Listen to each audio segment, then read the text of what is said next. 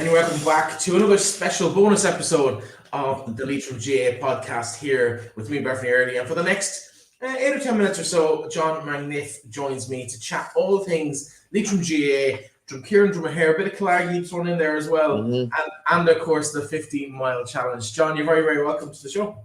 Oh, yeah, thank you so much for inviting me on there. So, yeah, really excited to give my sort of version of the 50 mile and what Leitrim and Leitrim GAA means to me. Been living over in England for the last sort of 36 years.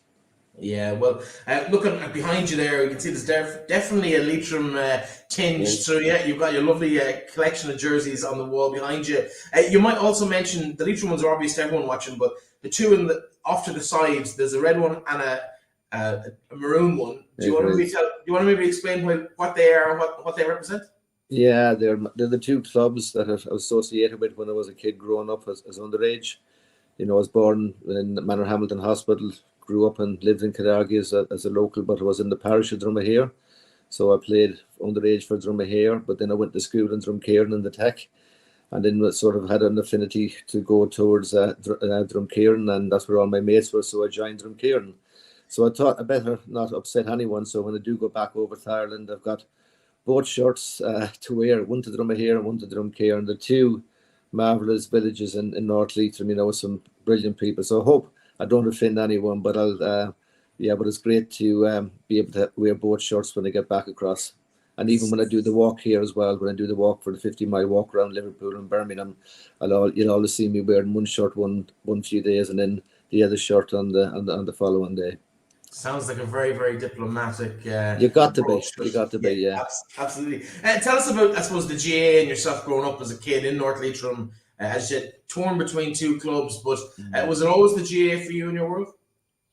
Very much so. And my dad was always massive into football, and you know that was his big driver for us. We've done a lot of cross country as well. I ran for North Leitrim cross country for years and represented Leitrim in Mosney, and also I know a lot of boxing at the Creevalay club, and also down in John McNiffe. I've done a lot of boxing and have a few Leitrim titles and represented in the Connachts as well. So that was quite good. But when you look at the GAA, I always say, even now to this day, the O'Neill's ball, it's more than just a ball. You know, it's fantastic. I remember when my dad bringing us to Croke Park, I think the first final I went to was in 1974. I think it was Dublin and Galway. And I always remember getting lifted across the turnstiles in Croke Park and getting there and thinking, wow, this is just amazing. So I try and get back to the All Ireland every year. You know, I go to Twickenham, I've been to Murrayfield, I go to most big stadiums, you know, Wembley I've been to, sort of Aviva. But there's nothing beats Croke Park on an All Ireland final day. It's just something special. And then we've got our own Sean McDermott. So whenever I get back an opportunity to go back there to see Leitrim play again, it's brilliant. You know, I remember the first time I went over to New York to Gaelic Park in 2003, it was myself, my dad, and my brother Michael. You know, and that was such a special event. You know, they're sort of memories that you'll always remember going forward. You never go away from. You know, and I'll always when I'm playing the social Gaelic over here in Liverpool on a Saturday, I'll always have a Leitrim shirt or a Drumkeerin shirt or Dromahair shirt on, and I'm a very proud Leitrim man. Well, of course, that's probably why we're chatting here today. Is all about the 50-mile challenge.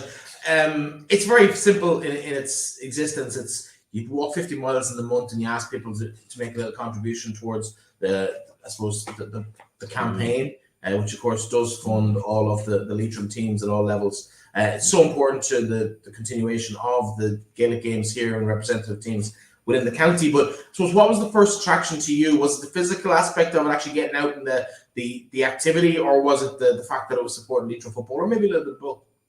I think Breifne, I think it was both really. I seen this coming up, I think it was on Facebook, this Leitrim GAA walk. And at that time you had COVID, and you can imagine a club or a county like Leitrim with immigration and everything else, and they really need the funding from gate receipts or from when they go around the shops trying to raise money, and you couldn't do that. So this was a way where people all over the world could get involved and support Leitrim GAA. And I thought, you know what, this would be a good thing just to grab hold of that. And I didn't know where it was going to go, you know. Put my name down, I said to do, and then you start putting your walks on all the time. I think second you start seeing it growing and growing. Then I start connecting with people I hadn't seen for 30 odd years or 35 years, and it was amazing. And then I asked a guy from Dromahair, Francis Hart, to get involved, and Francis put on a post to say, listen, I'd love to do it, but he was unfortunately suffering with terminal cancer.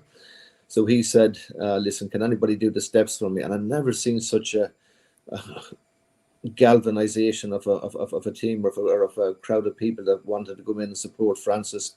And that was all about getting everybody together. And then Francis posting kept us all going. And, and then this year when we done the January walk again to see Anne Hart there, launching it with Andy Moran and the rest of the team, it was just brilliant to see. And for me, especially, when you've got immigration so big in a county like county like Leitrim, and then you get a unique opportunity to come and support and just to help out, I think that's probably what it is. And I look forward to it, It's just giving something back, something that we can give back and just feel part of as well.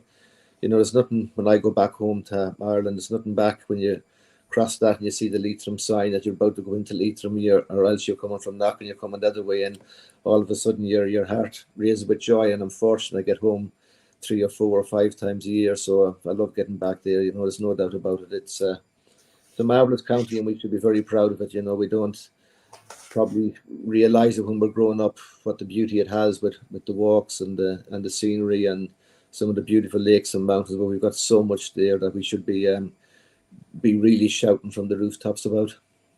Yeah, it's a nice little part of heaven, all right. In terms of what life looks like for the Leitrim GAA fan living abroad, what's your involvement with the GAA on a day-to-day basis in Liverpool? And I suppose, moving on from that, what does the challenge look like for you? Are you on your own for most of these walks, or do people come and join you, Leitrim Connections or otherwise? It was brilliant last year because I'm involved in the John Mitchell's football team over here. They're a great team as well. They've got youth with them and underage rights, and we play in the Lancashire leagues. We have a senior team and a junior team as well. We got the junior team, I think it was 2009 and 2015 to the All-Ireland final, so we had a great opportunity when we all went over there and supported it. But when you go out there in Greenbank in Liverpool on a Saturday morning, and there's kids there from the age of 3 to 15, and they're all playing Gaelic football, and there's about 70 or 80 of them. And they'll all be Scousers, they'll all be Liverpudlian, they'll be first generation, second generation, third. Some of them no generation, but they just come along and support. And it's great to see it, And we've got the over 50s team there that we played now for the last 8 or 9 years. And there's a few lads there from Liverpool, a few lads there from various different counties, Donegal, Fermanagh, Armagh. And we all enjoy it. It gives us that sort of therapeutic time together when we go out and kick an O'Neill's football. So yeah, it's good to stay in touch like that. That means an awful lot to a lot of us as well, and it gives us that sort of social sort of network as well to sort of to work out from. Of course, the challenge starts 1st of January. Are you one of these people who get out and attack it early and get the miles in quickly, or do you like to space it out across the whole month? Well, I probably have a good blast right from the beginning, and then it's important that when I go back to work, then that I try and keep myself motivated and keep going the first week that I'm generally off before I go back to work, and I get a lot of miles in.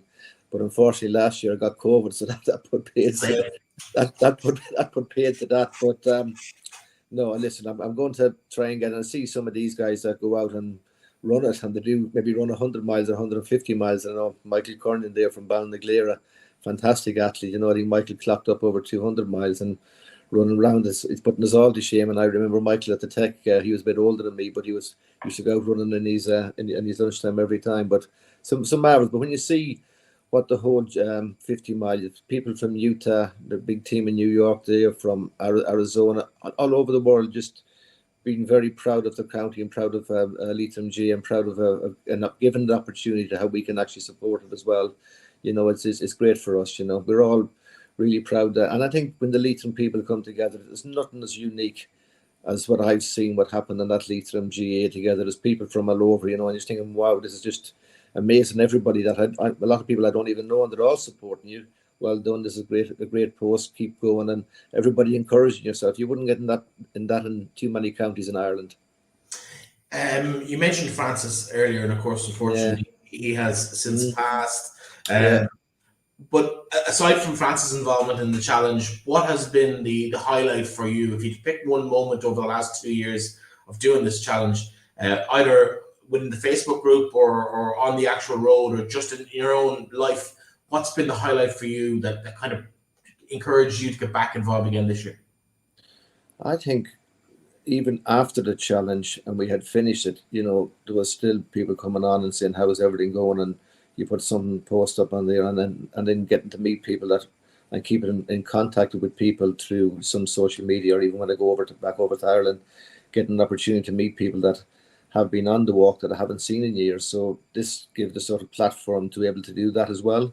So yeah, it gave me a great sort of getting involved and getting to speak to people, and then and I suppose just being able to keep that contact going throughout the whole year. So it wasn't just for the January, it was for the whole 12 months, and that to me was really special as well. And of course, we're looking forward to doing it again. And then I suppose knowing and seeing the amount of money that we raised as well was substantial, and significant. And you just felt we all had a big part to play in that, and it keeps our teams going, our ladies team, our male, our gents team, and then our men's team, and then all the underage teams with it as well. Because without that sort of support, then it can be a bit more challenging for a team like Leitrim.